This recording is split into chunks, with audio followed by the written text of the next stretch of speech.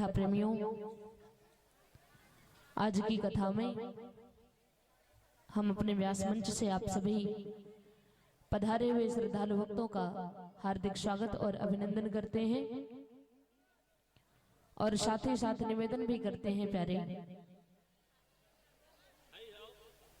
संतों ने लिखा है कि नई भावना का सृजन कर रहे हैं, तुम्हें देव अर्पण सुमन कर रहे हैं। नई भावना का सृजन कर रहे हैं, तुम्हें देव अर्पण सुमन कर रहे हैं। लिखा कि नई भावना का सृजन कर रहे हैं, तुम्हें देव अर्पण सुमन कर रहे हैं। परमात्मा के चरणों में सुमन अर्पित करने की बात कही गई। अगर आप लोगों से पूछा जाए कि सुमन का अर्थ क्या है तो क्या कहेंगे? सुमन का अर्थ फूल। सुमन का अर्थ फूल होता है। लेकिन विद्वानों ने कहा कि आप परमात्मा के चरणों में कितना भी फूल ले जाकर के चढ़ा दो, वो प्रसन्न नहीं होंगे। क्यों? क्योंकि वो परमात्मा हमारे आपके सुमन के भूखे हैं। हमारा आपका सुमन क्या है? कहा सु अर्थात सुंदर और मैं अर्थात मन। हर व्यक्ति के पास सुंदर मन है। कहा परमात्मा के चरणों में अगर कुछ चढ़ाना है तो अपने मन को चढ़ाया जाए, और अगर मन नहीं चढ़ाए तो कितना भी पुष्प ले जाकर के चढ़ाओ, उसका कोई मतलब नहीं निकलेगा। परमात्मा को वो पसंद नहीं आएगा। एक भक्त ने राम जी से कहा था कि प्रभु मैं आपको कुछ देना चाहता हूँ। राम जी ने पूछा क्या देना चाहते हो? भक्त ने कहा कि ऐसी चीज दूंगा जो आपके पास नहीं है। राम जी ने कहा अच्छा भाई, गायक लोग गाया करते हैं दाता एक राम भिखारी सारी दुनिया, कि देने वाले वो एक परमात्मा है और बाकी दुनिया वाले सबके सब भिखमंगे हैं, हमेशा हाथ फैला के मांगते रहते हैं। राम जी ने कहा अगर वो चीज मेरे पास नहीं है तो तेरे पास आई कहां से? तुझे दिया किसने? भक्त ने कहा प्रभु पहले तो आपके पास था, लेकिन अब आपके पास नहीं है। ऐसी कौन सी चीज है?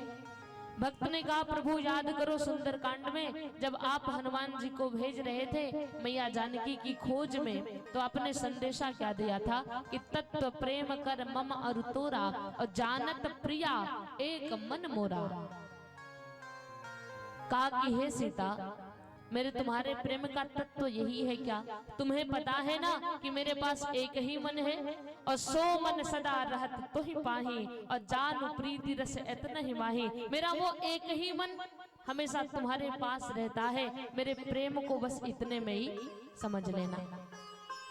तत्व प्रेम कर मम अरु तोरा जानत प्रिया एक मन मोरा। तुम्हें तो पता है मेरे पास एक ही मन है। तुलसी बाबा चाहते तो ये भी लिख सकते थे कि जानत प्रिया दो मन मोरा, कि मेरे पास दो है, एक तुम्हें दे दिया एक अपने पास रखा है। नहीं, जानत प्रिया एक मन मोरा, एक ही मन है मेरे पास और वो सो मन सदा, वो मन सदा रहत तो ही पाही, हमेशा तुम्हारे पास रहता है। अजानु प्रीति रस इतना ही माही, मेरे प्रेम को इतने में ही समझ लेना।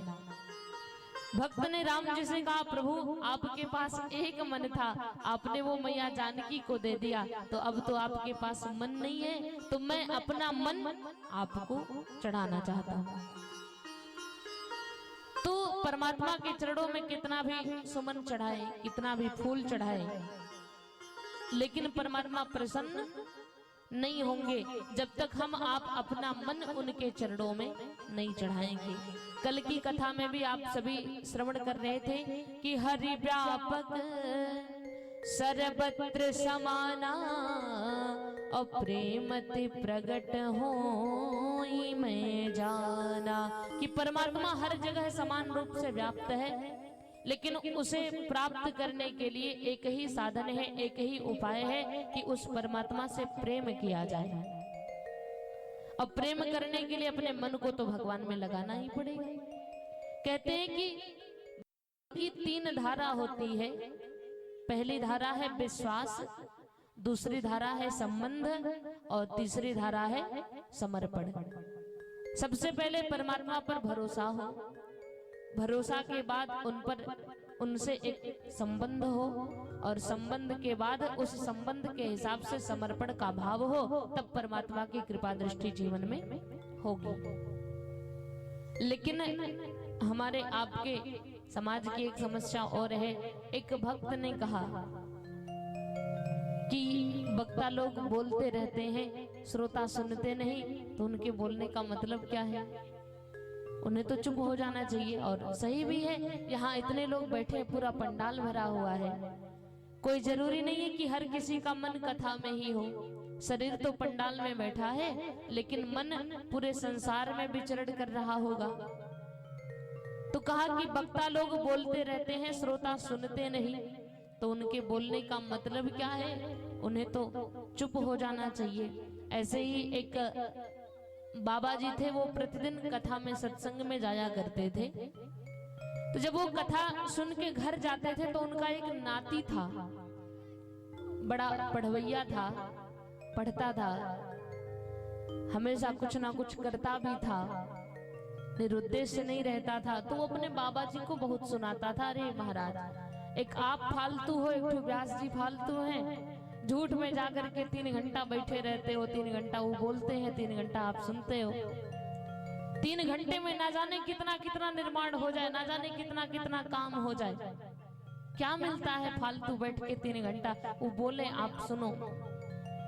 बाबा जी ने अपने हिसाब से समझाने का बहुत प्रयत्न किया, लेकिन उस लड़के के समझ में बात नहीं आई। तो एक दिन बाबा जी ने कहा ऐसा करो, चलो उन महात्मा से तुम भी मिल आओ। बाबा जी अपने नाती को लेकर के महात्मा के पास गए, महात्मा से पूछा, कहा कि महाराज ये लड़का रोज सुनाता है, कहता है कि एक महात्मा फालतू है, एक आप फालतू हो, दोनों को कोई काम नहीं है, ऐसे झूठ में पंडाल लगा करके, व्यासासन लगा के ऐसे सब बैठ के सुनते रहते हैं। तो उन महात्मा ने उस लड़के से पूछा, बेटा तुम क्या करते हो? लड़के ने कहा हम हमेशा कुछ ना कुछ करते हैं, हमेशा कुछ ना कुछ अपना दिमाग चलाते रहते हैं, फालतू 1 मिनट भी नहीं बैठते। महात्मा ने कहा सोच लो। लड़के ने कहा हाँ सोच लिया, हम हमेशा कुछ ना कुछ करते हैं, ऐसे 2-3 घंटा फालतू नहीं बिताते जैसे आप लोग बिताया करते हो। महात्मा जी ने कहा अच्छा ये बताओ सोते हो? लड़के ने कहा हाँ सोते हैं। कितना घंटा सोते हो? 8 घंटा सोते हैं। अच्छा 8 घंटा सोते हो? अगर उतने देर ना सो तो 8 घंटे में कितना कितना निर्माण कर लोगे, सोने की जरूरत क्या है? लड़के ने कहा बात तो महाराज आपकी सही है कि 8 घंटे में बहुत कुछ निर्माण किया जा सकता है, बहुत कुछ सोचा जा सकता है, लेकिन ये भी बात है कि अगर 8 घंटे आराम नहीं करेंगे, सोएंगे नहीं, तो दूसरे दिन स्फूर्ति से काम नहीं कर पाएंगे। होता है ना कि अगर एक दिन नींद ना पूरी हो तो दूसरा दिन बेकार चला जाता है। महात्मा जी ने कहा तो मत सोया करो। लड़के ने कहा नहीं महाराज, अगर सोएंगे नहीं तो ये दिमाग सही से काम नहीं करेगा। तो महात्मा ने कहा कि जिस प्रकार ये बताओ कि सोते हो तो कौन सा काम करते हो? सोते हो तो कौन सा काम करते हो? लड़के ने कहा कुछ नहीं करते, बस ऐसे पड़े रहते हैं। भाई सोते समय कोई कुछ करता है क्या? नहीं करता, लेकिन सोते समय ही व्यक्ति को कार्य करने की ऊर्जा मिलती है। नाम है कि सोते समय हम कुछ नहीं करते, लेकिन सोते समय ही व्यक्ति को कार्य करने की ऊर्जा मिलती है। तो उन महात्मा ने उस लड़के को समझाया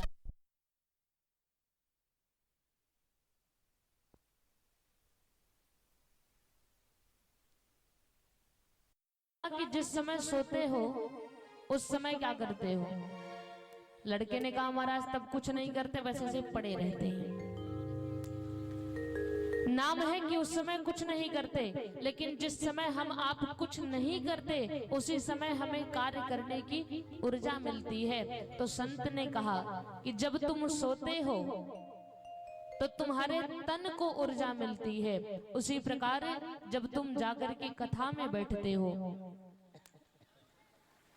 उसी प्रकार जब तुम जाकर के कथा में बैठते हो तो तुम्हारे मन को ऊर्जा मिलती है। तो चर्चा चल रही थी कि वक्ता लोग बोलते रहते हैं, श्रोता सुनते नहीं, तो उनके बोलने का मतलब क्या है? फिर तो उन्हें चुप हो जाना चाहिए। तो एक संत से किसी ने पूछा कि पंडाल में इतने सारे लोग बैठे रहते हैं, कोई जरूरी नहीं कि हर कोई सुन ही रहा है, लेकिन फिर भी व्यास जी लोग ऐसे बोलते रहते हैं सीधे 3 घंटे।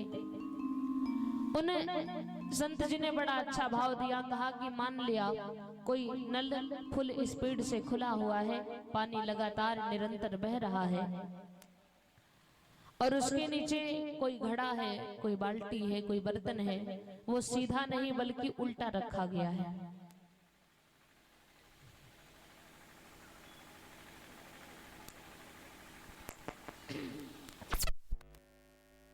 नल फुल स्पीड से खुला हुआ है, पानी लगातार निरंतर बह रहा है और उसके नीचे जो पात्र है, घड़ा कहें या बाल्टी कहें, कुछ भी कहें, सीधा नहीं बल्कि उल्टा रखा है।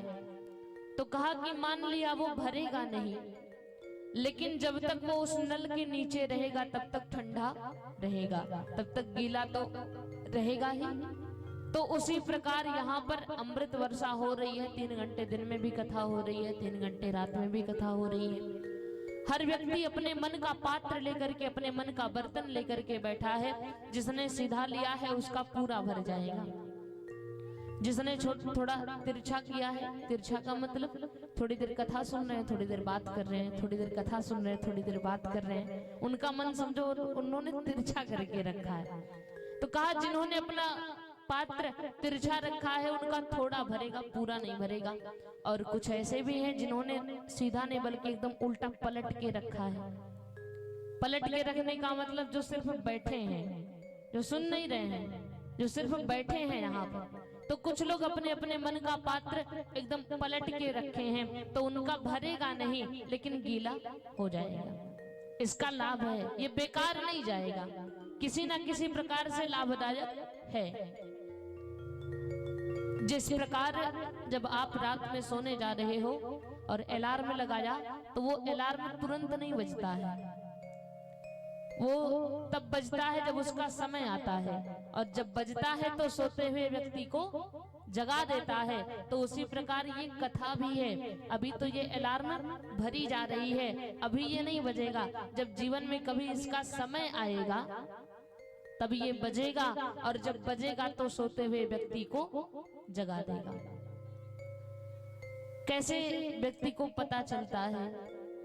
जब कभी व्यक्ति के जीवन में दुख का समय, विपत्ति का समय, आपत्ति का समय आता है, तो जब उसके साथ और कोई खड़ा नहीं होता तब उसे लगता है कि हाँ, यहाँ अपना कोई नहीं है, दुनिया वाले अपने नहीं है, ये सब के सब बस सुख के साथी हैं। जब दुख आता है तो छोड़ देते हैं। तो उस व्यक्ति को लगता है, तो वो परमात्मा को याद करता है कि दुख में सुमिरन सब करे, सुख में करे ना कोय, और जो सुख में सुमिरन करे तो दुख काहे को हो जाए। किसी ने कहा कि यूं तो सैकड़ों दर्दमंद मिलते हैं, काम के आदमी चंद मिलते हैं, और जब मुसीबत का वक्त आता है तो दरवाजे बंद मिलते हैं। जब व्यक्ति के जीवन में दुख का समय, आपत्ति विपत्ति का समय आता है, तब उसे पता चलता है कि परमात्मा के अलावा हमारा अपना कोई और नहीं है। किसी ने कहा कि जब घर वालों की लात लगती है तो संत की बात याद आती है, तो भगवान की याद आती है। घर वालों की लात किसको लगी? भक्त विभीषण को रावण ने मारा। जब रावण ने मारा तो विभीषण जी को याद आई कि अब हम चलें परमात्मा की शरण में। तो एक संत की बात याद आई। संत कौन? हमारे हनुमान जी। कहते ना कि तुम्हारो मंत्र विभीषण माना, तो लंकेश्वर भय सब जग जाना। हनुमान जी की कौन सी बात विभीषण जी को याद आई? जब हनुमान जी और विभीषण जी बात कर रहे थे तो हनुमान जी ने पूछा होगा कि इस निशाचरों की नगरी में तुम यहाँ क्या कर रहे हो?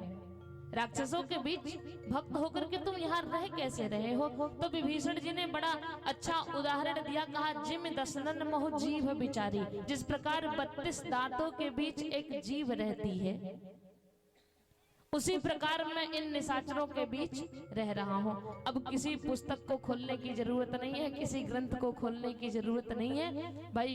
दांत और जीभ तो सबके पास है, जिसके पास आज नहीं है तो कल रहे ही होंगे, और मान लिया जिसके पास अभी नहीं है कल आ भी जाएंगे। तो अपने मुख से ही उदाहरण लें, थोड़ा स्वभाव देखें। अगर मान लिया कि भोजन करते समय सब्जी का कोई कण, साग का कोई कण अगर दांत में फंस जाता है तो क्या जीभ कभी शांत बैठती है? जीभ को क्या गरज है भाई, फंसा है दांतों में, लेकिन जीभ को क्या गरज है? लेकिन फिर भी वो पूरा प्रयास करती है कि ये निकल जाए। ये संत का स्वभाव है। समस्या संसार की, परेशान संत रहा करते हैं कि कैसे मानव का उद्धार होगा, कलयुग के मानव का उद्धार कैसे होगा, ये लोग मोक्ष को कैसे प्राप्त करेंगे। तो समस्या संसार की और परेशान होते हैं संत। तो संसार हो गया दांत और संत हो गए जीभ। तो विभीषण जी जीभ हैं और ये जितने राक्षस हैं ये सब के सब दांत हैं। ये तो जीभ का स्वभाव सुना आपने कि अगर दांत में कुछ फंस जाए तो जीभ शांत नहीं रहती। अब दांतों का स्वभाव भी सुन लो कि अगर भोजन करते समय गलती से भी जीभ दांतों के बीच आ जाती है तो ये काटने में बिल्कुल हिचकिचाते नहीं है, काट लेते हैं, है ना। ये असंतों का स्वभाव है। ये असंतों का स्वभाव कि उन्हें बुरा करना है, वो सोचेंगे भी नहीं कि ये हमारा कितना भला कर रही है जीभ, बिल्कुल कुछ नहीं सोचना, काट दिया। हनुमान जी ने कहा तो शिकायत क्यों नहीं करते? हनुमान जी ने विभीषण जी से कहा कि जब 32 दांतों के बीच एक जीभ बन करके बैठे हो तो शिकायत क्यों नहीं करते? विभीषण जी ने कहा कि अरे वो 32 है और मैं एक हूँ, वो 32 हैं मैं एक हूँ। हनुमान जी ने कहा कि अरे दांतों का तो जितना जीभ बिगाड़ सकती है उतना कोई बिगाड़ ही नहीं सकता। कैसे? मान लिया किसी डॉक्टर के पास जाओ, दांत परेशान कर रहे हैं तो शिकायत कौन करेगा? जीभ ही तो शिकायत जीभ करेगी डॉक्टर से कि महाराज ये दांत हमें बड़े परेशान कर रहे हैं। तो डॉक्टर औजार निकालेगा और एक एक को निकालना शुरू करेगा, और जब सारे दांत निकल जाएंगे तो मुख में राज्य किसका? जीभ का। तो हनुमान जी ने भक्त विभीषण से कहा कि देखो जल्द ही समुद्र के किनारे शिविर लगने वाला है और डॉक्टर राम आ रहे हैं, एक काम करो जाओ जाकर के शिकायत कर दो, अगर एक भी राक्षस एक भी दांत बचे तो हमसे आके कहना, हम गारंटी लेते हैं इस बात की। तो भक्त विभीषण ने जब भाई की लात लगी तो संत की बात याद आई, जब रावण ने मारा तो हनुमान जी की बात याद आई तो विभीषण गए और शिकायत कर दिया। तो परिणाम क्या निकला कि सब के सब मारे गए। डॉक्टर राम ने जितने भी दांत थे सबको उखाड़ डाला। तो राज्य किसका? भाई जीभ चाहे जहां आए जाए, फिर कौन रोकने टोकने वाला है? अगर दांत ना रहे मुख में तो जीभ को कोई रोकने टोकने वाला है नहीं। तो जितने दांत हैं सब राम जी ने सबको उखाड़ दिया, तो राज्य आया किसका?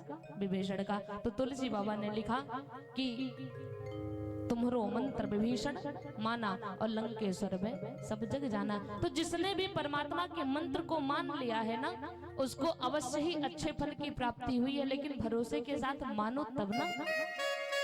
कथा के क्रम में चर्चा चलती है कि व्यक्ति भगवान को नहीं चाहता, भगवान से चाहता है। स्वार्थ, संसार में स्वार्थ की बात है। भगवान ने हमारा अच्छा कर दिया तब तो भगवान बड़े अच्छे, कहीं थोड़ा सा बुरा कर दिया तो हम तो उन्हें मानते ही नहीं, भगवान होते ही नहीं। पर ऐसा नहीं है, भगवान है और हर किसी के हृदय में है, और कर्म की गति प्रबल होती है। कल की कथा प्रसंग में चलते चलते आप सभी भक्तों ने श्रवण किया, महाराज मनु ने कर्म किया, 23,000 वर्ष तक एक पैर पे खड़े होकर के तपस्या करते हैं। तो परमात्मा ने उन्हें वरदान दिया कि नृप तव तनय होव मैं आई, मैं स्वयं आपका पुत्र बन करके आऊंगा। कल की सभा में किसको किसको आनंद आया था, जरा हाथ उठा करके बता दें। अच्छा, सब लोग आए तो थे ना, कि कोई ऐसा भी है कि जो कल नहीं आया था? सारे आए थे। तुलसी बाबा ने लिखा कि दशरथ पुत्र जन्म सुनिकाना और मानहु ब्रह्मा नंद समाना। कहा ब्रह्म का 3 रूप है, सत्य चित और आनंद। सच्चिद आनंद रूपाय विश्वोत्पत्त्यादि हेतवे तापत्रय विनाशाय श्री कृष्णाय वयं नुमः। भगवान का 3 रूप सत्य चित और आनंद। तो कहा कि भगवान जहां भी जाते हैं अपने तीसरे रूप आनंद को साथ लेकर के जाते हैं। तो आनंद कैसे नहीं आता? तो बड़े ही धूमधाम के साथ सभी भक्त राघवेंद्र सरकार का जन्म उत्सव मनाए। कथा लिखते लिखते तुलसी बाबा ने लिखा कि मास दिवस कर दिवस भा मरमु न जाने कोई, और रथ समेत रवि था क्यों निशा कवन विधि होई।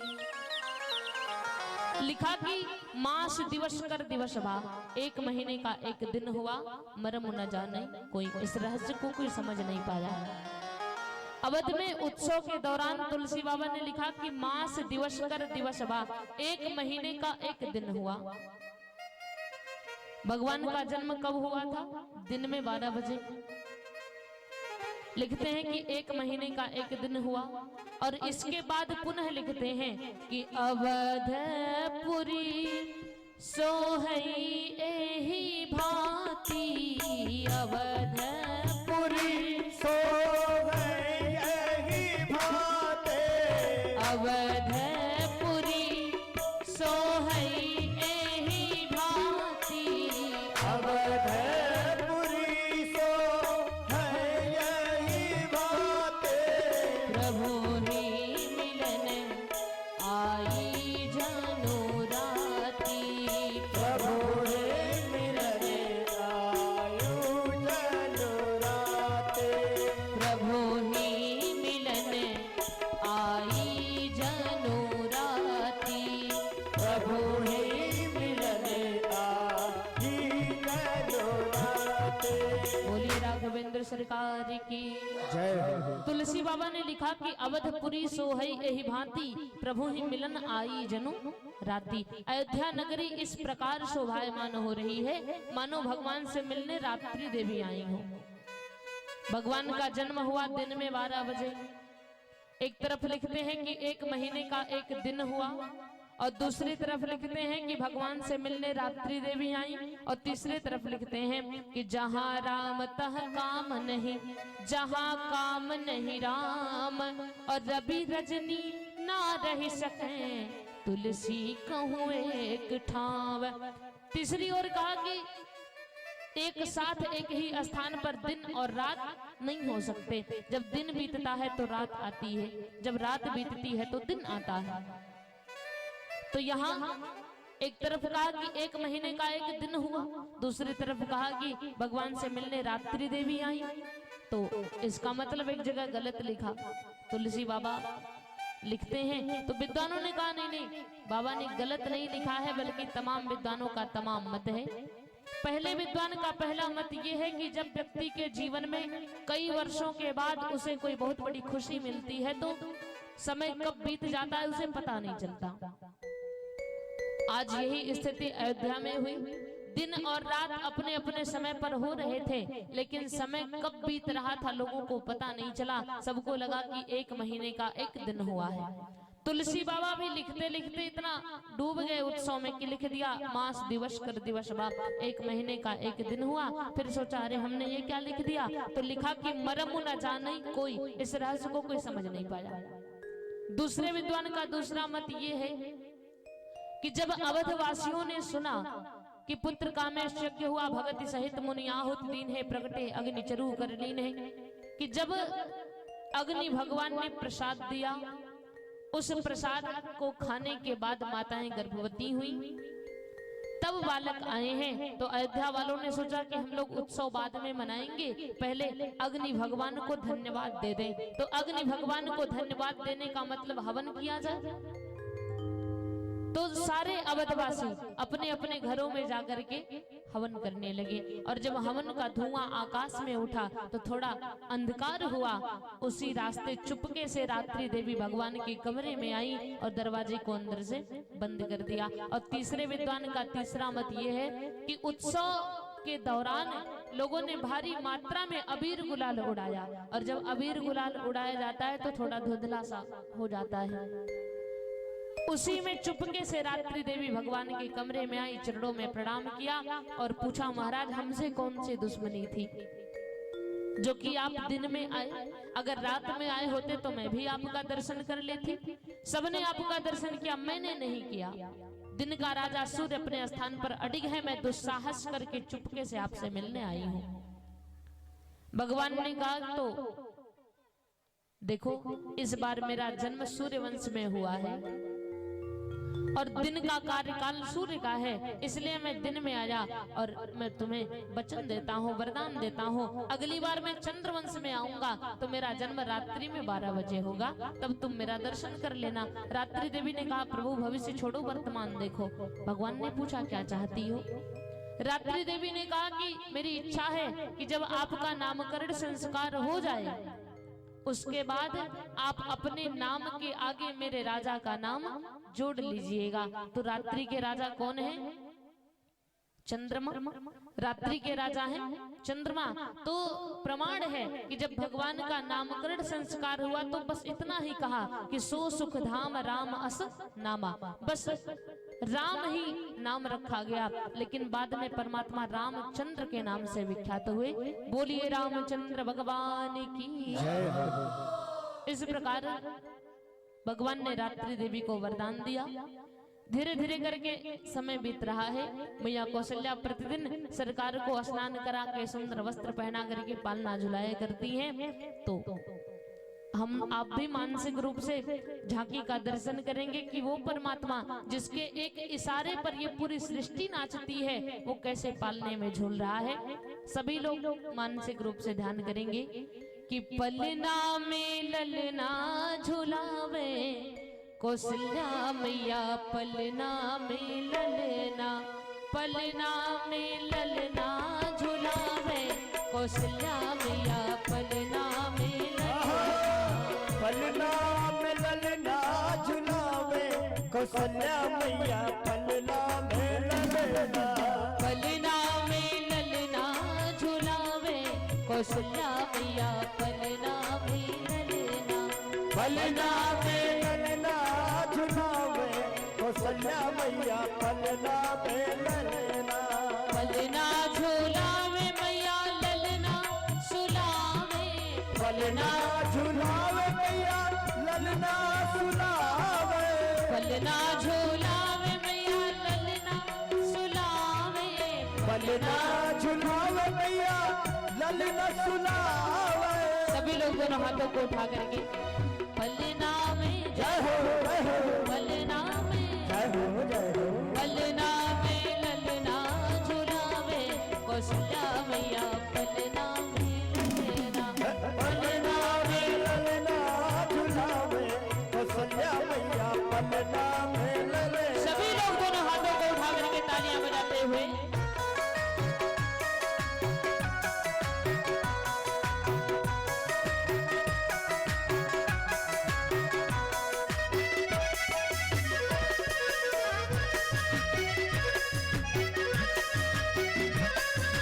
दोनों हाथों को उठा करके तालियां बजाते रहे।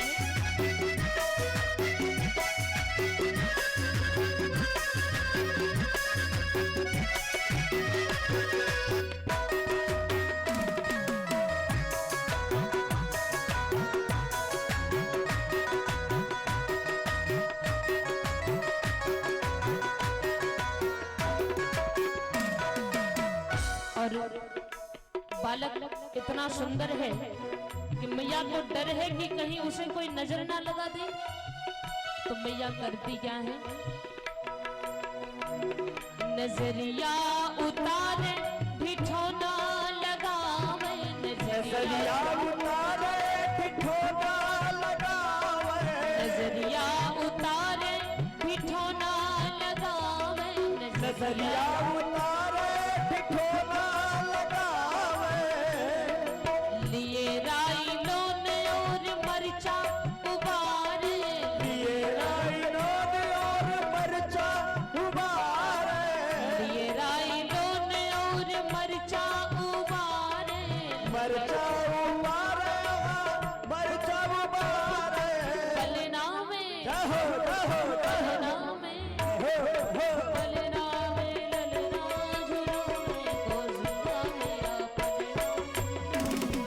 पलना ललना झुलावे कौसल्या मैया पलना में ललना, निरखी राम सूरत ना फूले समावे, निरख राम सूरत फूले सदावे, निरखी राम सूरत ना फूले समावे, निरख राम सूरत ना फूले सदावे, लल्ला के घुघरारे लटको सवारे, लल्ला के घुघराले लटको सवाले, लल्ला के बालों की चोटी बनावे, लल्ला के बालों की चोटी बनावे, चोटी में सुंदर सी लड़ियां लगावे, चोटी में सुंदर सी लड़िया लगावे, पलना में जहो जहो पलना में जहो जहो पलना में ललना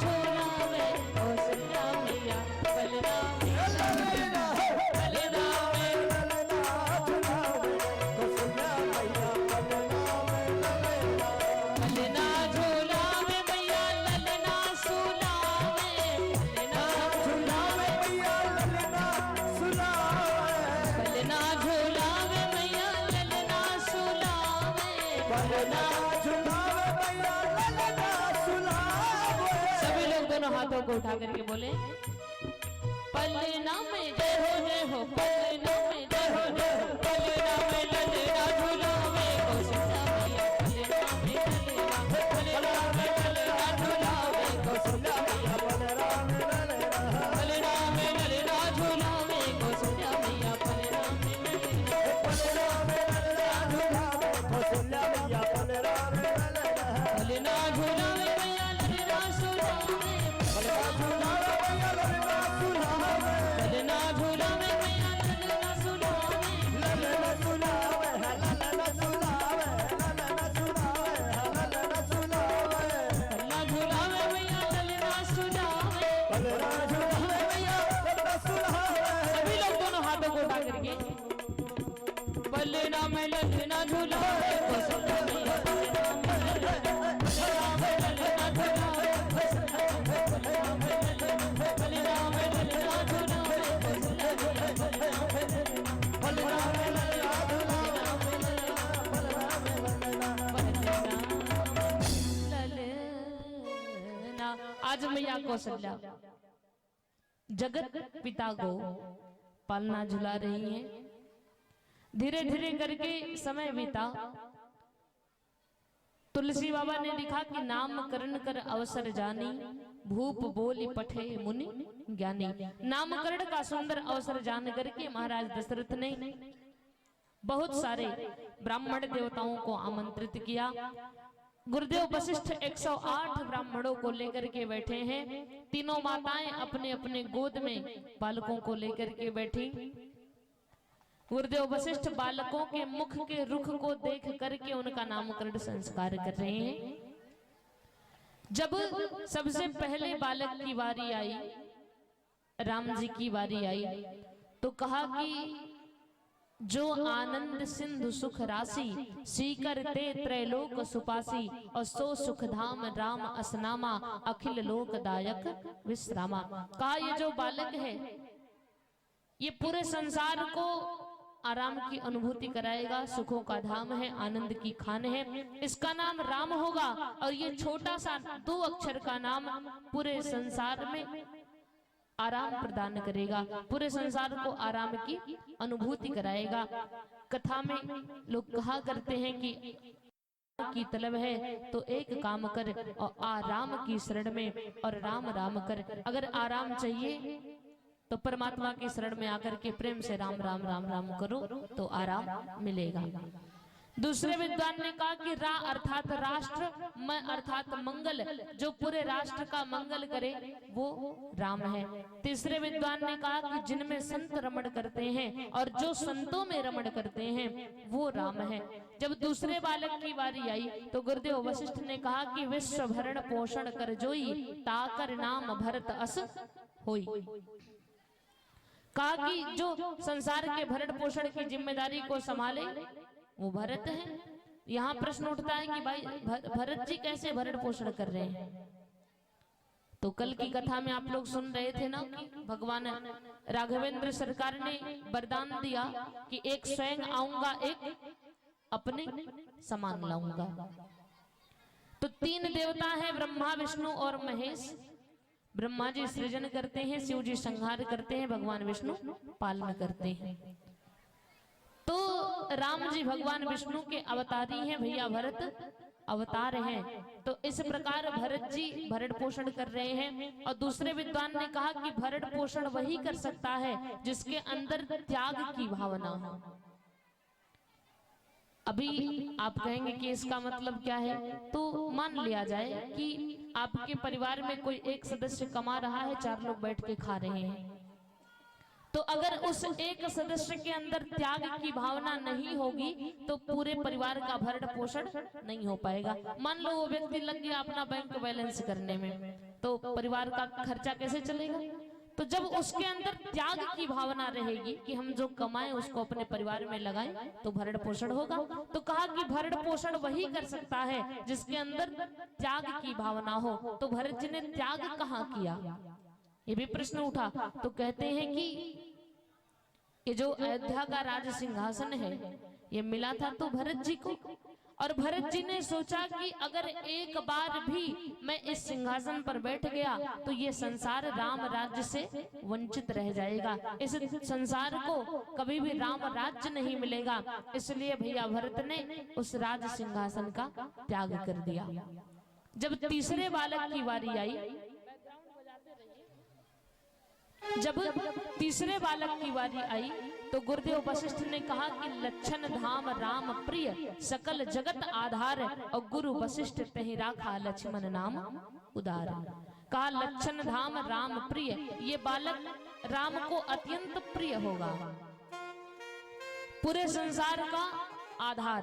आप सभी जानते हैं लक्ष्मण जी शेषावतारी है, शेषनाग के फन पे ये पृथ्वी टिकी हुई है।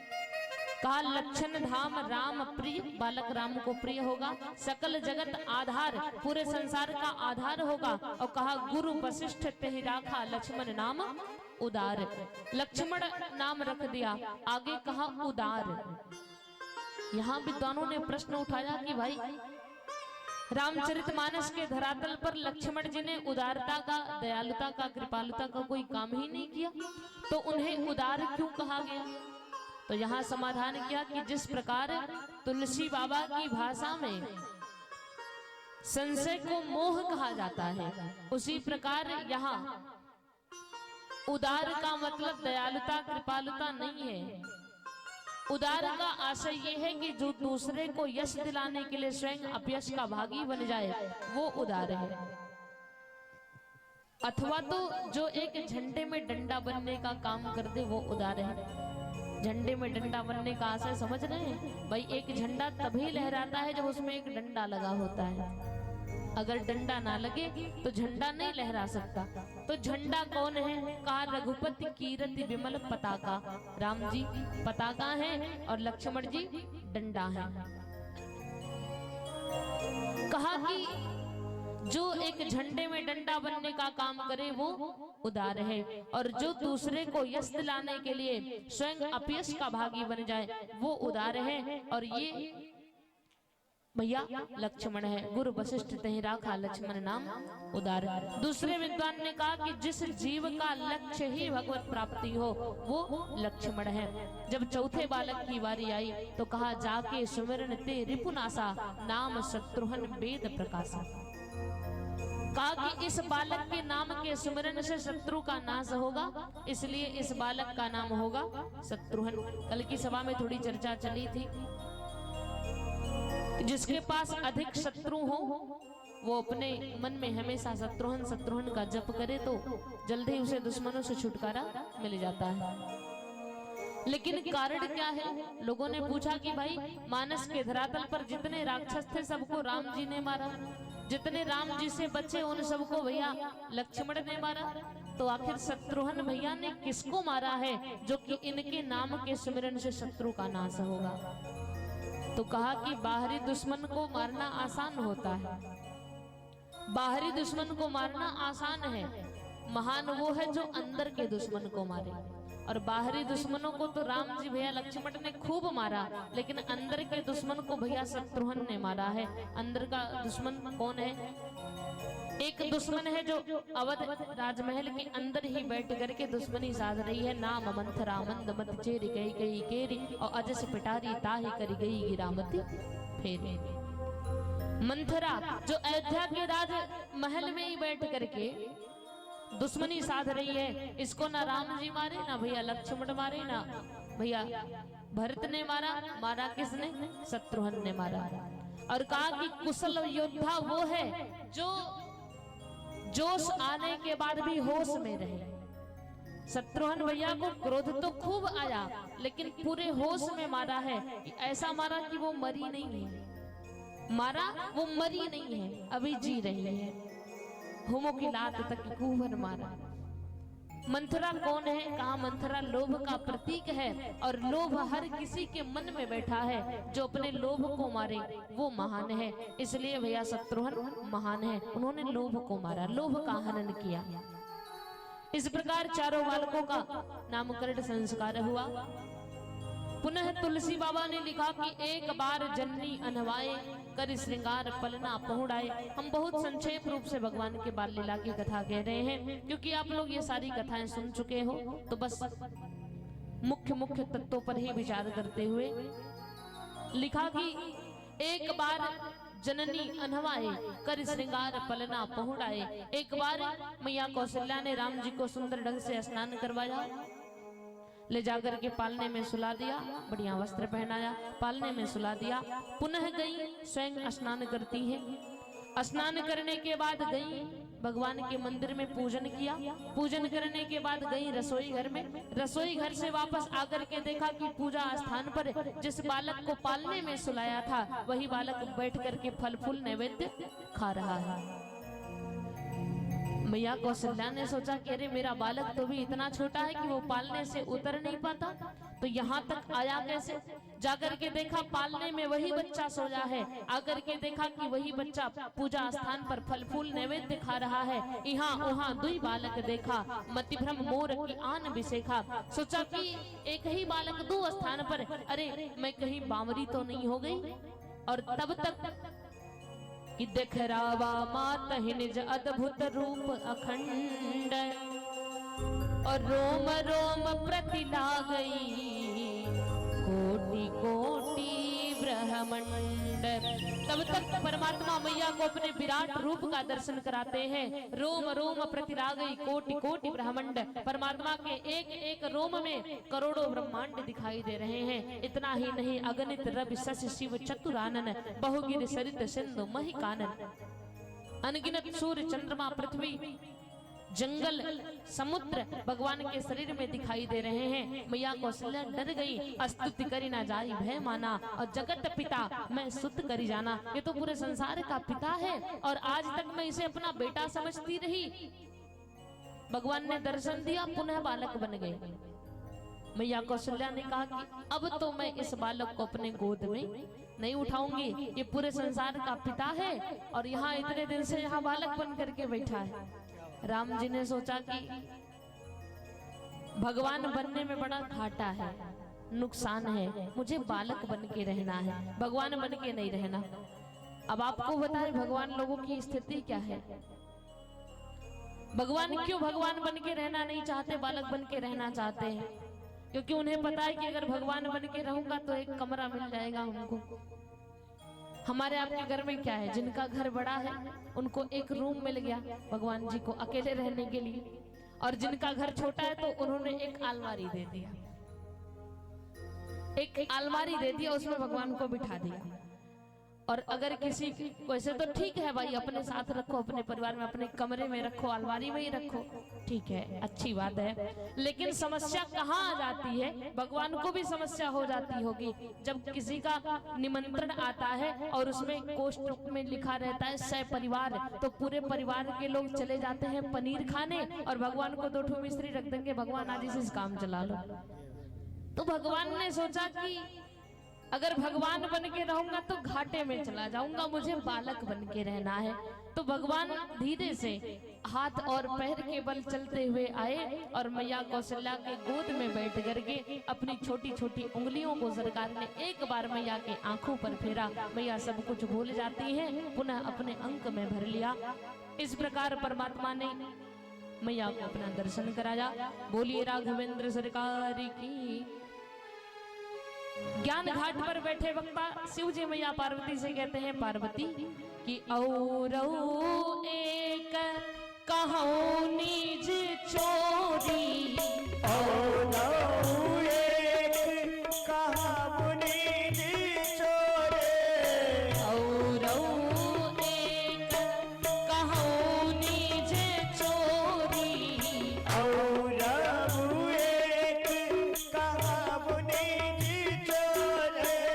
सुनो गिरी जा अति दृढ़ मति तोरी, सुर के जात दृढ़ मति तोरे। सुनो गिरी जा अति दृढ़ मति तोरे। सुन गे जात दृढ़ मति तोरे। बोलिए राघवेंद्र सरकार की, वृंदावन बिहारी लाल की। शिव जी मैया पार्वती से हंस करके बोलते हैं, पार्वती अब सुनो, औरो एक कहो निज चोरी, मैं तुमसे अपनी एक चोरी बताऊं। मैया पार्वती ने कहा, अरे प्रभु आप और चोरी?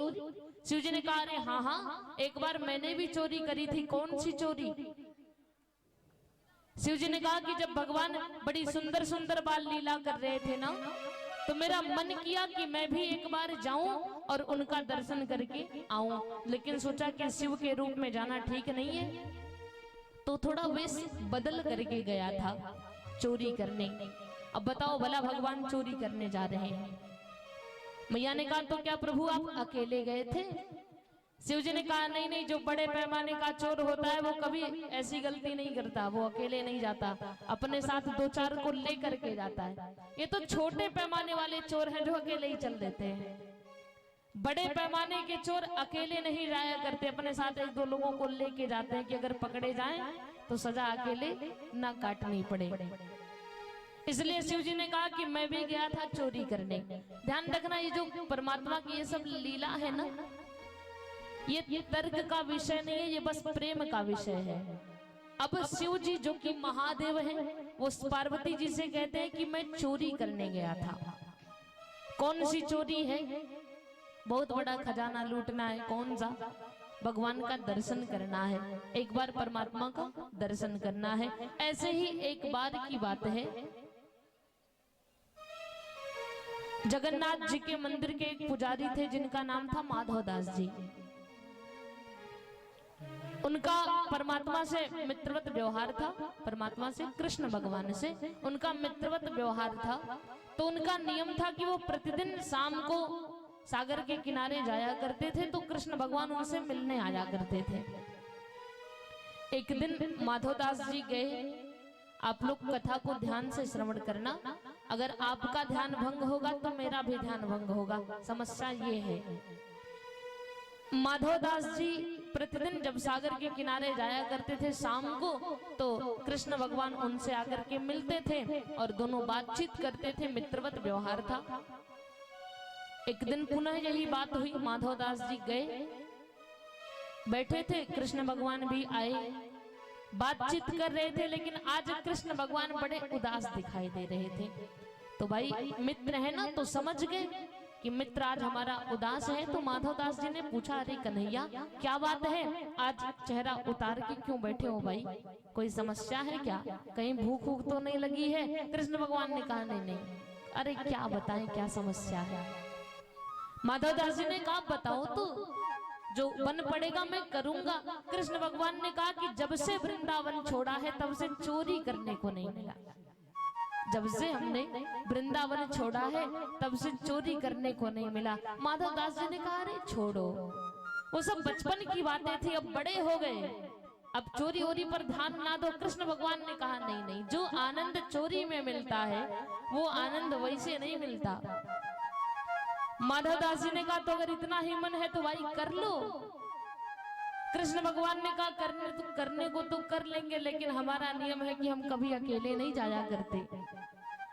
और वहां वृंदावन में तो हमारे बहुत सारे मित्र थे। आप लोग दिन की कथा में भगवान के माखन चोरी की लीला सुनेंगे ही कि कितने मित्र थे भगवान के। पहले जब प्रशिक्षण चालू किया तो कहा कि अपने अपने घर में चोरी करना, सब दूसरे के घर में नहीं, सब अपने अपने घर में चोरी करो। कुछ पकड़े गए, कुछ नहीं पकड़े गए, कुछ मार खाए, कुछ नहीं मार खाए। तो कृष्ण भगवान ने कहा कि मैं जब चोरी करता था तो कभी अकेले नहीं जाता था, वहां मेरे बहुत सारे मित्र रहा करते थे, यहाँ कोई मेरे साथ है ही नहीं। माधवदास जी ने कहा, हाँ ये तो समस्या है ही। कृष्ण भगवान ने कहा कि अगर तुम्हें ही सिखा दूं तो? माधवदास जी ने कहा, अरे कन्हैया ये सब बचपन की बातें छोड़ो, हमसे चोरी वोरी ना हो पाएगा, हमने कभी नहीं करी चोरी। कृष्ण भगवान ने कहा कि अरे उसमें करना ही क्या है? माधवदास जी ने कहा, क्यों, चोरी करने में कुछ लगता ही नहीं है? कृष्ण भगवान ने कहा, थोड़ी स्फूर्ति चाहिए, और क्या, थोड़ी फुर्ती से रहना, बाकी चोरी अपने आप हो जाती है। कृष्ण भगवान ने कहा कि फुर्ती से रहना। माधवदास जी ने कहा, अच्छा। कृष्ण भगवान ने कहा, चलो चलते हैं। माधवदास जी ने पूछा कि लेकिन जाएंगे कहाँ?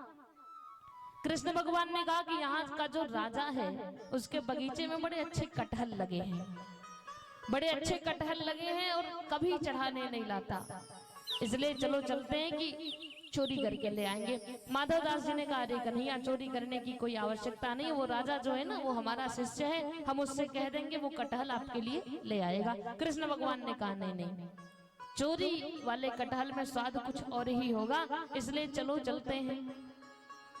माधवदास जी भी भाई मित्र की बात में आ गए, कहा चलो।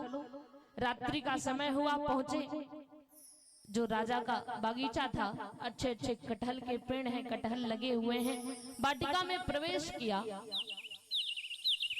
कृष्ण भगवान ने कहा, धीरे धीरे बोलना, तेज मत बोलना, और फुर्ती से रहना, धीरे धीरे बोलना, बस इतना करोगे चोरी हो जाएगी।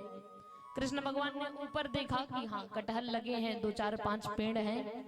कृष्ण भगवान ने कहा, चलो चढ़ जाओ। कहा कि मैं नीचे खड़ा हूं और तुम ऊपर से फेंकना और चढ़ जाओ ऊपर। माधवदास जी ने कहा, इस पे चढ़े कि उस पे चढ़े? जोर से बोले, इस पे चढ़े कि उस पे चढ़े? तब तक माली जाग रहा था। माली ने कहा, रुको हम बताते हैं। कृष्ण भगवान खींच करके ले गए बगल में। अरे हमने कहा था ना कि धीरे धीरे बोल, इतना तेज बोल दिया। माली उठ गया, अच्छा अब थोड़ी देर शांत रहो। माली आया, देखा कोई नहीं मिला तो जाके फिर से सो गया। आधे 1 घंटे बाद कृष्ण भगवान फिर से ले गए, कहा कि इस बार धीरे धीरे बोलना, तेज मत बोलना। कहा चढ़ जाओ चढ़ जाओ। एक पेड़ पर चढ़ गए माधवदास जी। कृष्ण भगवान ने कहा, फेंको फेंको, कटहल फेंको। माधवदास जी ने कहा, ये वाला फेंके कि वो वाला फेंके? कौन सा फेंके? कृष्ण भगवान ने कहा, वो वाला फेंको। तब तक माली उठ के आया, रुको हम बताते हैं कौन सा फेंको। अब कृष्ण भगवान तो वहां से अंतर्ध्यान हो गए, बच गए। माधवदास जी पेड़ पे चढ़े। माली ने कहा, उतरो महाराज। अब भाई संत के वस्त्र भी थोड़े ऐसे होते हैं कि वो जल्दी जल्दी चल नहीं पाते। जैसे तैसे माधवदास जी उतरे। अंधेरा था, माली ने पहचाना नहीं कि ये मंदिर के पुजारी हैं। अंधेरे में 2 डंडे भी लगा दिए, बांध दिया। कहा, अब चलो सुबह राजा के सामने पेश करेंगे आपको। रात भर बंधे रहे। सुबह का समय हुआ, माली लेकर के जा रहा था कि रास्ते में ही राजा साहब मिल गए। देखा अरे ये तो हमारे गुरुजी को बांध के ले जा रहा है, आए छुड़ाए। अरे इनको क्यों बांधा है तुमने, छोड़ो छोड़ो छोड़ो। पुजारी जी ने कहा नहीं नहीं महाराज, इनकी कोई गलती नहीं, ये सब तो अपना कार्य बहुत अच्छे से कर रहे हैं, गलती हमारी ही है। राजा ने कहा आपकी गलती, आपने क्या किया? माधवदास जी ने कहा चोरी। राजा ने कहा अरे महाराज चोरी करने की कौन सी आवश्यकता पड़ गई? माधवदास जी ने कहा कुसंग में आगे सब करना पड़ता है, कुसंग में आगे सब करना पड़ता है। किसका कुसंग? कहा चलो घर तब बताते हैं। गए, पूरा वृत्तांत बताया कि कल शाम को बिहारी जी आए, बड़े उदास थे। हमने पूछा कि काहे मुख लटकाए हो? तो कहा कि जब से वृंदावन छूटा तब से चोरी नहीं करने को मिला, जब से यहाँ जगन्नाथ जी में आए हैं तब से चोरी नहीं कर पाए। तो हमने कहा चलो कर लो। अब हमें क्या पता था कि हमें फंसा करके वो अपने अंतर ध्यान हो जाएंगे। राजा को लगा कि भगवान को कटहल पसंद है, तो राजा ने कहा महाराज अगर ऐसी बात है तो वो जो कटहल का पूरा बागीचा था ना, वो जगन्नाथ जी के नाम से लिख दिया। राजा ने कटहल का पूरा बागीचा जगन्नाथ जी के नाम से लिख दिया। दिन भर पंडित जी कागज पत्र मेंटेन किए, रजिस्ट्री करवाए, पूरा कागज पत्र लेकर के शाम को फिर से सागर के किनारे गए। बैठे कृष्ण भगवान का इंतजार कर ही रहे थे, हंसते हुए आए, अरे महाराज कटहल मिले?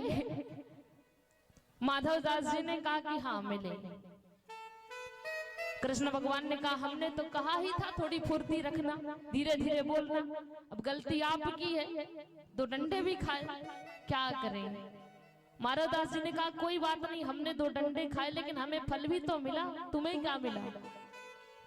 तुम तो आए, हमें ले भी गए और फिर तुम्हें भागना भी पड़ा, कुछ मिला भी नहीं, और हम रात भर बंधे रहे तो ये देखो तुम्हारे नाम से पूरा बागीचा लिखवा करके ले आए हैं। ये परमात्मा की प्रेम की लीला है, इसमें बुद्धि लगाने का कोई विषय नहीं है, तर्क वितर्क कुतर्क करने का कोई विषय नहीं है। आज शिव जी ने भी मैया पार्वती से कहा कि औरव एक कहो निज चोरी, अपनी चोरी बताता हूँ। कौन सी चोरी, कैसे गए थे? मैं अकेले नहीं गया था, अकेले नहीं जाते बड़े पैमाने के चोर, किसी ना किसी को लेके जाते हैं। मैं गुरु बन के गया था और कागभूषुंडी मेरा शिष्य बन करके भ्रमण करते करते अवध में पहुंचे। चलते चलते राजमहल के दरवाजे पर पहुंचे, अंदर जा ही रहे थे कि द्वारपालों ने मार्ग रोका, संत जी कहाँ जा रहे हो? शिव जी ने कहा अरे हमने सुना है कि चक्रवर्ती सम्राट महाराज दशरथ के यहाँ 4 बालकों का आगमन हुआ है, बस उन्हीं बच्चों को आशीर्वाद देने जा रहे हैं। द्वारपालों ने कहा महाराज बालक इतने सुंदर है ना कि महाराज दशरथ को डर है कि कहीं उन्हें किसी की नजर ना लग जाए, इसीलिए महाराज ने राजमहल में बाहरी व्यक्तियों का प्रवेश बंद कर दिया है, आप लोग नहीं जा सकते। शिव जी बहुत प्रकार से निवेदन किए, जाने दो, क्या देखने से लग रहा है कि हम लोग जादू टोना कर देंगे? द्वारपालों ने कहा महाराज कोई भरोसा नहीं है आजकल किसी का, हम आपको नहीं जाने। शिव जी निराश होकर के आकर के सरयू मैया के पावन तट पर बैठे, मानसिक रूप से ध्यान किया, भगवान का अर्जी लगाई और निवेदन किया कि प्रभु कैलाश पर्वत से चल करके आपके दर्शन के लिए आया हूँ और आप छिप करके बैठे हो, क्या चाहते हो वापस चला जाऊं? निवेदन करते करते अर्जी सुनाते सुनाते शिव जी की आंख से आंसू निकल गए, आंख से आंसू निकल गए। भगवान भोलेनाथ ने निवेदन किया तो अर्जी राम जी तक पहुंची। विद्वानों का मत है कि अगर पूजा के समय भगवान से अपनी अर्जी कहते समय स्वतः आंखों से आंसू निकल जाए, स्वतः, बनावटी नहीं, जानबूझ के नहीं, खुद से अगर आंख से आंसू निकल जाए तो समझना कि अर्जी भगवान तक पहुंच गई है। राम जी तक इनकी अर्जी पहुंची। राम जी ने सोचा कि क्या करूं, अभी तो मैं इतना छोटा हूं कि पालने से उतर भी नहीं पाता, थोड़ा बड़ा होता तो जाता, खेलने के बहाने दर्शन दे आता। तो सोचा लग रहा है कोई लीला करनी पड़ेगी। भगवान ने जोर जोर से रोना प्रारंभ कर दिया, राम जी ने जोर जोर से रोना प्रारंभ कर दिया। अब सबके सब परेशान हो गए। मैया कौशल्या आई, बहुत प्रकार का खिलौना दिया, खाने पीने की वस्तुएं दी, लेकिन राम जी नहीं माने। दशरथ जी तक संदेश आ गया, दशरथ जी आए। तो हमारे आपके यहाँ क्या होता है, जब बच्चा रोता है तो लोग डॉक्टर के यहाँ बाद में ले जाते हैं, पहले उसकी नजर उतरवाते हैं कि कहीं ऐसा ना हो कि उसे नजर लग गई हो। तो दशरथ जी ने भी कहा कि लग रहा है कि किसी की नजर लग गई है, एक काम करो किसी अच्छे पंडित अच्छे विद्वान को बुला करके ले आओ, इनकी नजर उतरवाई जाए। द्वारपालों ने कहा महाराज अभी अभी दरवाजे पर एक संत जी आए थे, अगर कहें तो उन्हीं को लिवा लाएं। दशरथ जी ने कहा जाओ। द्वारपाल चले, देखा सरयू मैया के तट पर संत जी आसन लगा के बैठे हैं। आकर के चरणों में प्रणाम किया और कहा महाराज क्या आपको नजर उतारने आता है? शिव जी समझ गए कि जरूर मेरे प्रभु की ही कोई लीला है। शिव जी ने कहा कि हाँ आता है, लेकिन नजर लगी किसको है? द्वारपालों ने कहा कि राजमहल में जो सबसे बड़ा वाला बेटा है ना, वही बहुत रो रहा है, चल करके नजर उतार दीजिए। शिव जी ने कहा चलो। आए राजमहल के दरवाजे पर, फिर जैसे ही अंदर जाने लगे द्वारपालों ने फिर मार्ग रोका, कहा अरे संत जी आप तो दो लोग हैं, एक ही लोग जाइए, एक लोग यहीं रहिए। अब शिव जी ने सोचा कि चोरी करने साथ आए हैं, अब जब खजाना लूटने की बारी है तो अकेले कैसे चले जाएं, काकभूषुंडी जी को कैसे छोड़ दें। तो शिव जी ने कहा देखो मैं वृद्ध हो चुका हूँ, मेरी अवस्था अधिक हो गई है, मैंने अपनी सारी विद्याओं का ज्ञान अपने शिष्य को दे दिया है। मान लिया नजर उतारते समय अगर मैं कोई मंत्र भूलूंगा तो मेरा शिष्य मुझे याद दिला देगा। द्वारपालों ने कहा महाराज अगर ऐसी बात है तो आप ही आराम करो, अपने शिष्य को ही भेज दो। अब भाई गुरु ने अपना कर्तव्य किया है तो शिष्य भी अपना कर्तव्य करेगा ही। काकभूषुंडी जी ने कहा देखो हम कोई भी काम करते हैं तो अपने गुरु के सानिध्य में रह करके करते हैं, नहीं तो नहीं करते। इसलिए अगर साफ साफ बताओ नजर उतरवाना है कि नहीं उतरवाना है। द्वारपालों ने कहा जाइए महाराज। दोनों लोग अंदर आए। मैया कौशल्या भी गोद में राम जी को लेकर के आई है। राम जी को लेकर के आई तो राम जी जोर जोर से रोए जा रहे हैं। राम जी ने शिव जी को देखा, शिव जी ने राम जी को देखा। परिणाम क्या निकला कि राम जी का रोना बंद हो गया, बालक शांत हो गया और शिव जी की आंख से आंसू निकलने लगे। अभी संत जी ने कोई मंत्र नहीं पढ़े, कोई नजर नहीं उतारी, बस देखा है और राम जी का रोना बंद हो गया, संत जी का रोना प्रारंभ हो गया। लोगों ने कहा देखो कितने पहुंचे हुए संत हैं कि बालक का रोना अपने ऊपर ले लिया। थोड़ी देर बाद शिव जी ने मैया कौशल्या से कहा मैया क्या आप चाहती हैं कि आपका बालक जीवन में कभी रुदन ना करे? अब प्यारे एक माँ के लिए इससे बड़ी खुशी की बात और क्या होगी कि उसका बालक कभी रोए ना। मैया कौशल्या ने कहा हाँ प्रभु मैं तो यही चाहती हूँ। शिव जी ने कहा तो ला करके अपने बालक को हमारे गोद में दे दो। मैया कौशल्या ने कहा वो तो ठीक है महाराज, लेकिन आपके गले में सर्प की माला है और हमारा लाला अभी बहुत छोटा है, देखेगा तो डर जाएगा। शिव जी ने कहा अरे मैया हमारे गले का सर्प तो बहुत छोटा है, आपका बेटा तो हमेशा 1000 फन वाले के साथ रहता है, नहीं डरेगा। मैया कौशल्या ने कहा क्या संत जी हम तो आपकी बात नहीं समझे। शिव जी ने कहा अभी नहीं समझोगी मैया, जब कभी समय आएगा ना तो समझ जाओगी। लाओ बालक को हमारे गोद में दे दो। दे दिया।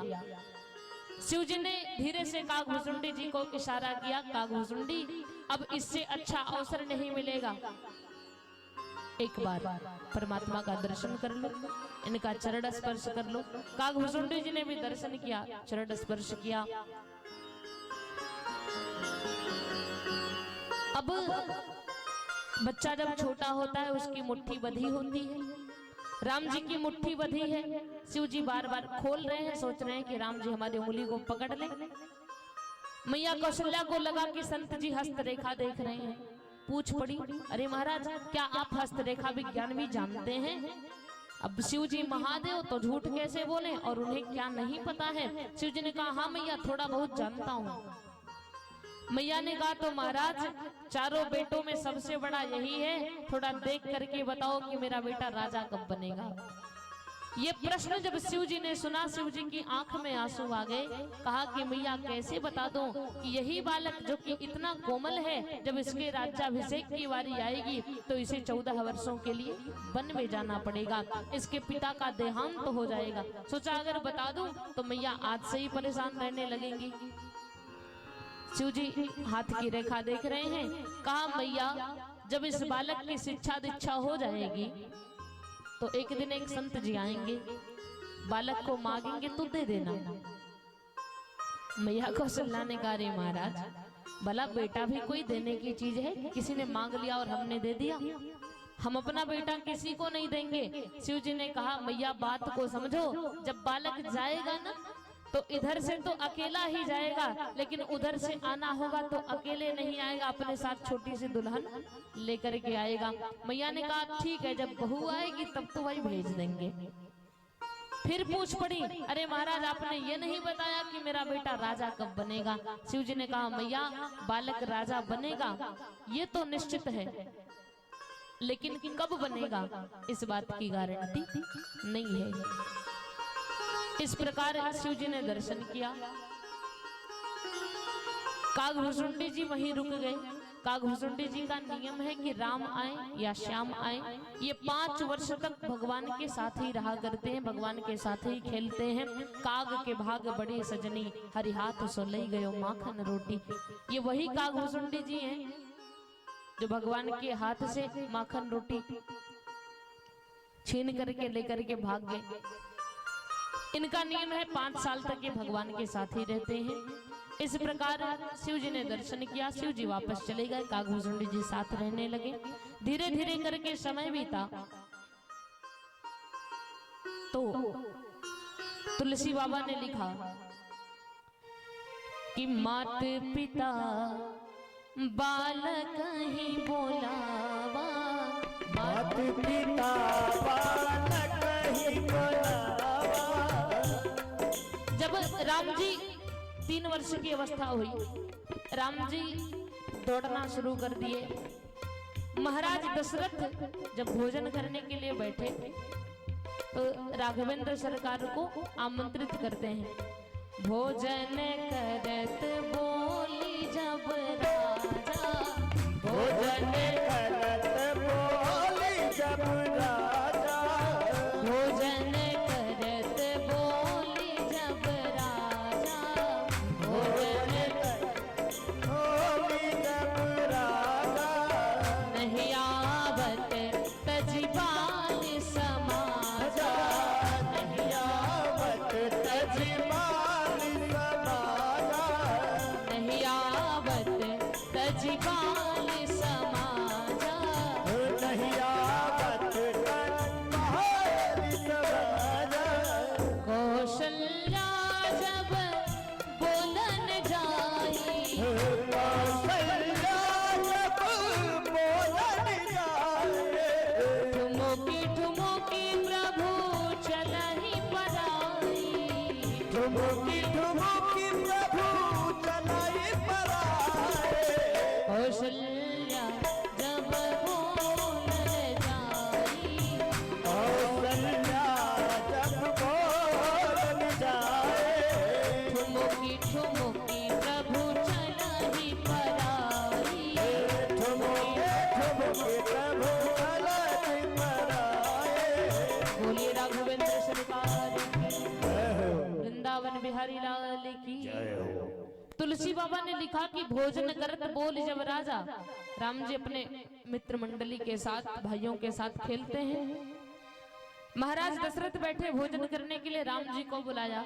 भोजन करत बोल जब राजा, राम आकर के भोजन कर लो। तो नहीं आवत तज बाल समाजा, राम जी अपने मित्र मंडली को छोड़ करके नहीं आए।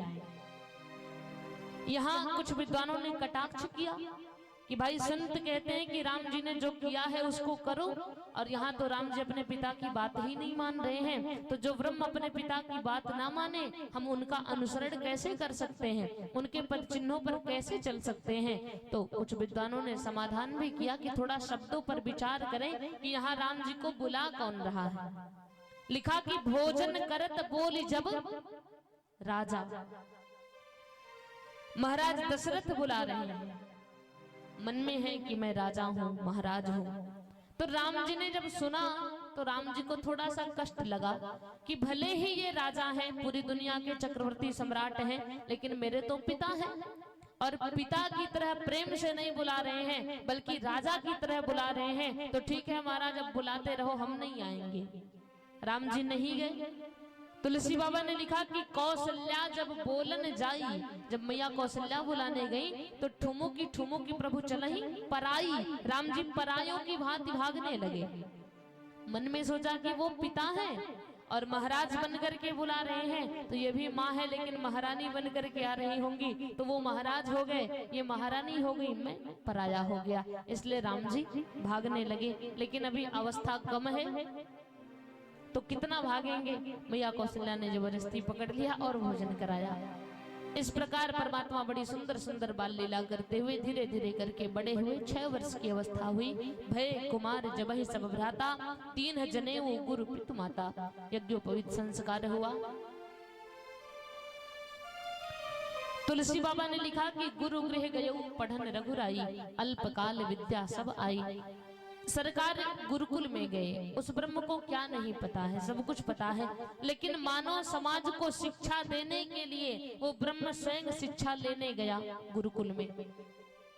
और कहते हैं कि गुरु बिन भवनिधि तरहि न कोई, जो बिरंच शंकर सम होई। बिना गुरु के ना ही ज्ञान हो सकता है और ना ही कोई व्यक्ति संसार सागर को पार कर सकता है। जीवन में गुरु को धारण किया, थोड़े ही समय में समस्त विद्याओं में निपुण होकर के राघवेंद्र सरकार का आगमन हुआ, वापस अवध में आए।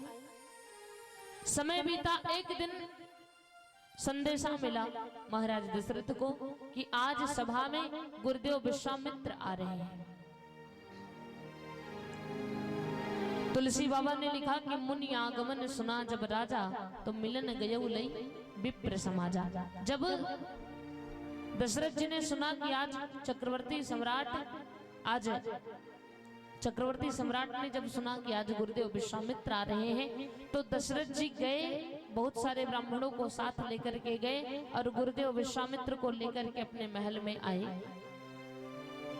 चारों भाइयों ने प्रणाम किया, राम जी भैया, भरत भैया, लक्ष्मण भैया, शत्रुघ्न ने चरणों में प्रणाम किया। दशरथ जी ने गुरुदेव विश्वामित्र से आने का कारण पूछा कि गुरुदेव कैसे आना हुआ, अगर कोई काम था तो पत्रिका भेज देते, हम स्वयं चले आते, लेकिन आप क्यों आए, आपने आने का कष्ट क्यों किया। गुरुदेव विश्वामित्र ने कहा दशरथ कि असुर समूह सतावहि मोही, असुर समूह सतावन मोहे, असुर समूह सतावहि मोही, असुर समूह सतावन मोहे, मैं जाचन आयो नृप तोहि, मैं जाचन आयो नृप तोहि, मैं जाचन आयो नृप तोहि। मैं जाचन आयो नृप तोहि। बोले राघवेंद्र सरकार की। तुलसी बाबा ने लिखा कि गुरुदेव विश्वामित्र ने कहा दशरथ, असुर समूह सतावहि मोही, मुझे असुरों का समूह प्रताड़ित कर रहा है। अब मैं जाचन, याचन नहीं लिखा है, जाचन लिखा है, मैं जाचन आयो नृप तोहि, और जाचन का मतलब होता है परीक्षा लेना। कौन सी परीक्षा लेने आए हैं गुरुदेव विश्वामित्र। आज गुरुदेव विश्वामित्र एक पंथ कई काज लेके आए हैं। हम लोग कहते हैं कि एक पंथ दो काज ना, लेकिन गुरुदेव विश्वामित्र एक पंथ कई काज लेके आए हैं। कौन कौन सा? परीक्षा लेने आए हैं, जाचन, मैं जाचन आयो नृप तोहि। कौन कौन सी परीक्षा लेने आए हैं? विद्वानों का पहला मत ये है कि जब राम जी का जन्म हुआ था तो लिखा कि गुप्त रूप अवतरे प्रभु गयऊ जाने सब कोई। भगवान भले ही गुप्त रूप से आए, लेकिन शोर हो गया कि ब्रह्म ने अवतार लिया है। तो ये बात गुरुदेव विश्वामित्र तक भी गई। गुरुदेव विश्वामित्र ने कहा कि होगा कोई सुंदर बालक जिसे लोग भगवान भगवान कहते होंगे। वैसे भी बच्चे तो भगवान का ही रूप होते हैं, लेकिन जब राम जी बड़े हुए तब भी यही बात है कि राम ब्रह्म है, राम भगवान है। गुरुदेव विश्वामित्र ने कहा कि चलो चल करके स्वयं देखता हूँ। कि राम भगवान है या साधारण मानव है। आए तो ये परीक्षा तो तुरंत हो गई। जब राम जी गए गुरुदेव का चरण स्पर्श करने, तो राम देख मुनि देह बिसारी। राम जी को देखने के बाद गुरुदेव को अपनी सुधि नहीं रही, तो समझ गए कि ये साधारण बालक नहीं है, ये ब्रह्म है। पहली परीक्षा ये कि राम साधारण है या ब्रह्म है। दूसरी परीक्षा ये कि अगर राम भगवान है तो दशरथ को पता है या नहीं पता है। और तीसरी बात क्या है कि भौगोलिक आधार पर एक तरफ जनकपुर के राज्य की सीमा है, एक तरफ अयोध्या के राज्य की सीमा है, और बीच में एक बक्सर नाम का स्थान है जहां गुरुदेव विश्वामित्र का आश्रम पड़ता है। और इसी के अगल बगल सारे राक्षस भरे हैं, सुबाहु ताड़का मारीच सबके सब भरे हैं। जब भी गुरुदेव विश्वामित्र यज्ञ करते हैं तो ये सब आकर के उसमें विघ्न डालते हैं, इनका यज्ञ पूर्ण नहीं हो पा रहा है। और चौथी परीक्षा क्या है कि दशरथ काम सही ढंग से कर रहे हैं या नहीं कर रहे हैं। दशरथ के कार्यकाल में मेरी प्रजा का क्या हालचाल है। अब आप लोग कहेंगे कि ये प्रजा विश्वामित्र जी की कैसे, तो विद्वानों के मतानुसार आप सभी जानते हैं, बड़ी प्रचलित कथा है राजा हरिश्चंद्र की। ये वही अयोध्या नगरी है जिसका दान सतयुग में ही राजा हरिश्चंद्र ने गुरुदेव विश्वामित्र को कर दिया था। यहाँ के अधिकारी हैं गुरुदेव विश्वामित्र और कर्मचारी हैं महाराज दशरथ। और कहते हैं कि अगर अधिकारी जांच में आते हैं तो रजिस्टर कितना भी मेंटेन हो, लेकिन कर्मचारी लोग हिलते ही रहते हैं कि अरे कहीं कुछ ना कुछ फाल्ट ना हो जाए। तो आज अधिकारी आए हैं जांच में, कर्मचारी दशरथ जी हिल रहे हैं। कहा गुरुदेव हमें बुला लिया होता, खुद क्यों चले आए। अब इस बात का प्रमाण क्या है कि ये नगरी दशरथ जी की नहीं बल्कि गुरुदेव विश्वामित्र की है। तो बालकांड के अंत में जब गुरुदेव विश्वामित्र विदा मांगे तो दशरथ जी से परिवार हाथ जोड़ करके निवेदन करते हैं, महाराज नाथ सकल संपदा तुम्हारी और मैं सेवक समेत सुत नारी। ये पूरी संपदा आपकी है, मैं तो आपके चरणों का सेवक हूँ। तो गुरुदेव विश्वामित्र की चौथी परीक्षा यही है कि दशरथ काम सही ढंग से कर रहे हैं या नहीं कर रहे हैं, इनके कार्यकाल में मेरी प्रजा का क्या हाल है। गुरुदेव विश्वामित्र ने कहा कि दशरथ मैं तुमसे कुछ मांगना चाहता हूँ। दशरथ जी ने कहा मांगो महाराज।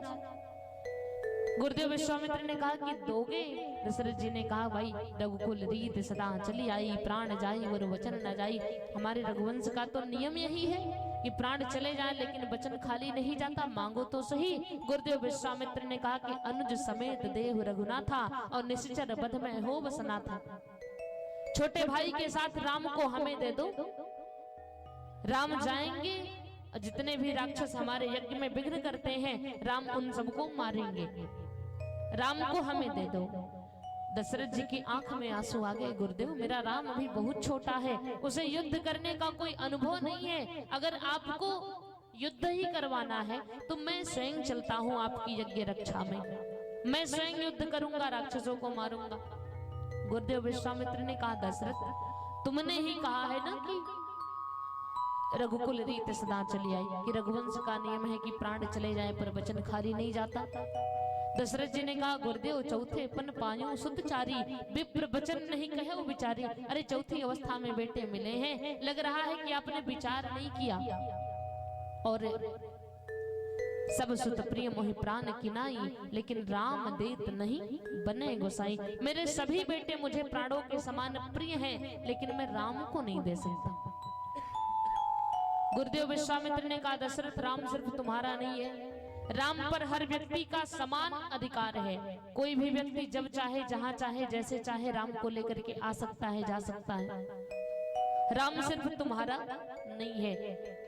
अब यहाँ विद्वानों के मतानुसार दशरथ जी की बात गुरुदेव विश्वामित्र नहीं समझ रहे हैं, गुरुदेव विश्वामित्र की बात दशरथ जी नहीं समझ रहे हैं। गुरुदेव विश्वामित्र का कहना है कि राम ब्रह्म है, राम पर हर किसी का अधिकार है। और दशरथ जी क्या कहना चाह रहे हैं कि राम देत नहीं बने गोसाई। बेटे तो सभी प्राणों के समान प्रिय हैं, लेकिन राम को नहीं दे सकता। कारण क्या है? तो विद्वानों ने कहा कि दशरथ जी ने राम जी को पहले ही किसी और को दान में दे दिया था। किसको दिए थे? गिधराज जटायु से दशरथ जी की बड़ी घनिष्ठ मित्रता है। एक बार देवासुर संग्राम में गिधराज जटायु ने दशरथ जी के प्राणों की रक्षा की थी। अच्छी मित्रता है। जब राम जी का जन्म हुआ तो राम जी के छठियारा में दशरथ जी ने गिधराज जटायु को मुख्य अतिथि के रूप में आमंत्रित किया। गिधराज जटायु ने सोचा कि हम जाएंगे, लोग देखेंगे, क्या सोचेंगे कि एक चक्रवर्ती सम्राट की मित्रता एक जाति के गिद्ध से है। तो गिधराज जटायु रात्रि में 12 बजे आए, जिससे कोई उन्हें देखे ना, बहुत कम ही लोग देखे। लेकिन दशरथ जी इंतजार कर रहे थे कि जब तक मुख्य अतिथि नहीं आएंगे तब तक किसी को भोजन नहीं कराएंगे। 12 बजे जटायु जी आए। दशरथ जी ने कहा, मित्र चलो बैठो भोजन करने। गिधराज जटायु ने कहा कि जो मैं खाता हूँ वो आपके अयोध्या में नहीं मिलेगा, इसलिए बस मैं आ गया। ठीक है, आप सबको भोजन कराएं। सबने भोजन किया। थोड़ी देर बाद जब गिधराज जटायु जाने लगे तो दशरथ जी ने कहा कि हमारे बालकों को आशीर्वाद दे दो। तो गए, चारों बालकों को देखा तो गिधराज जटायु का मन राम जी की ओर आकर्षित हुआ, अनुराग आया मन में। जब जाने लगे तो दशरथ जी ने गिधराज जटायु से कहा कि मित्र कुछ खाए नहीं हो, आज हमारे जीवन का बड़ा शुभ दिन आया है, ऐसा करो कि हमसे कुछ मांग लो, आज मैं बहुत प्रसन्न हूँ, कुछ देना चाहता हूँ। जटायु जी ने कहा कि दोगे? दशरथ जी ने भाई वही बात दोहराई कि रघुकुल रीत सदा चली आई, प्राण जाई और वचन न जाई। जटायु जी ने कहा तो जिन बालकों का दर्शन कराए हो ना, इनमें जो बड़ा वाला है बड़ा अच्छा लग रहा है, इसी को हमें दे दो। एक पल के लिए दशरथ जी को कष्ट हुआ, फिर सोचा एक चला जाएगा, 3 काल ले जाओ।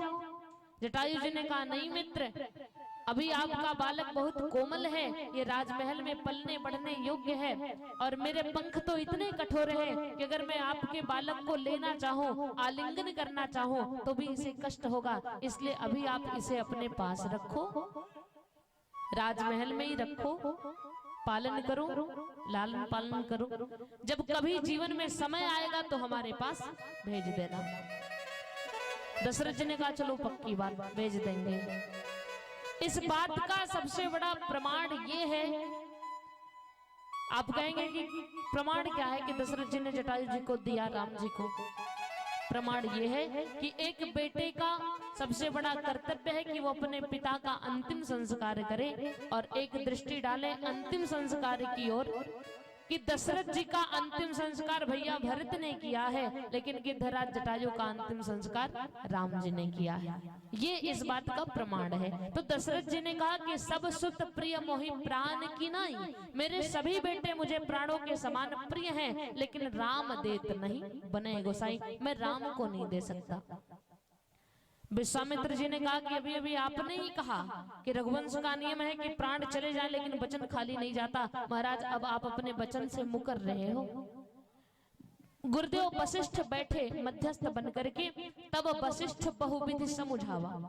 वशिष्ठ जी बहुत विधि से समझाए, और दूसरा भाव कि तब वशिष्ठ बहु विधि समझावा। बहु की विधि समझाते हैं कि जब राम जाएंगे तो बहु लेके आएंगे, इसलिए जल्दी से भेज दो।